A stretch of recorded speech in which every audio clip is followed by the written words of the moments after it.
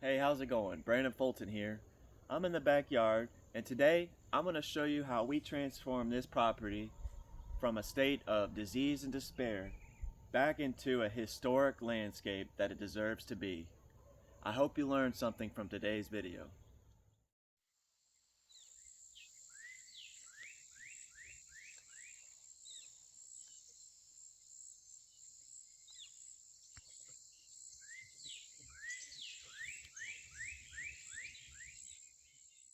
About 2 years ago, we bought this 5-acre plot here in the North Florida Sandhills, and practically every day since then, I've been out here getting this forest squared away. The key to restoring sandhill forests is through fire. However, you can't just burn a forest that has accumulated decades of fuel without risking high tree mortality. It's been probably close to 50 years here without fire in this location. Some habitats like the Florida scrub will go 30 to 80 years before burning catastrophically, trees and all, with everything regenerating through seeds. But sandhill requires fire in a 1 to 3 year interval to maintain its grassy or herbaceous ground layer, which quickly resprouts after a fire rolls through.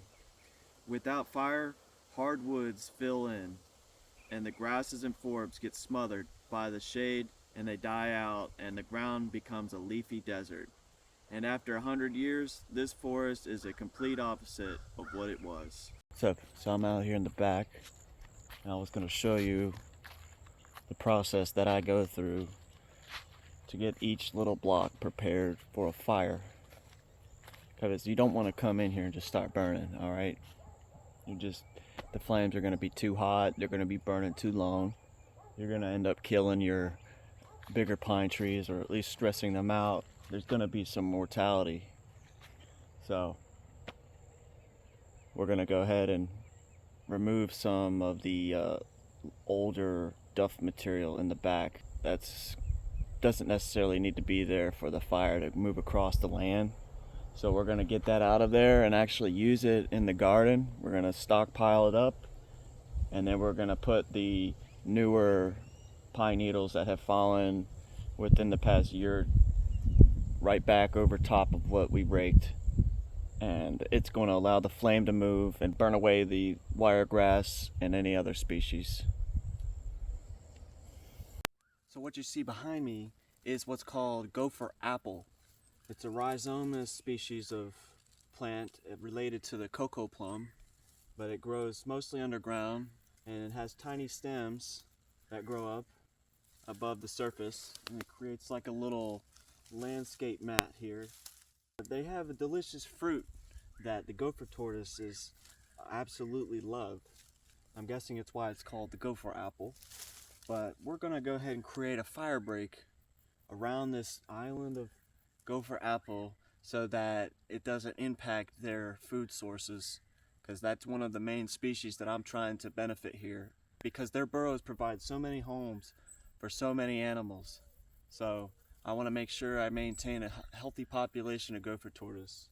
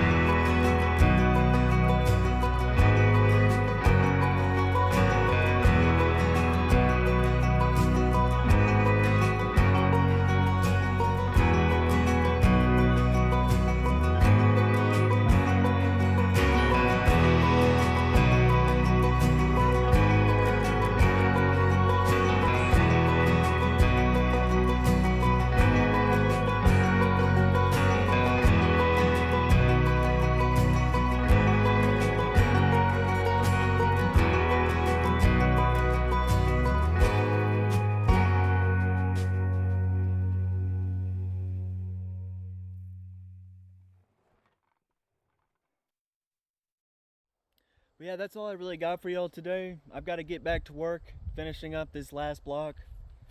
But if you enjoyed the content, found it educational, hit that like button, comment what you thought, and subscribe.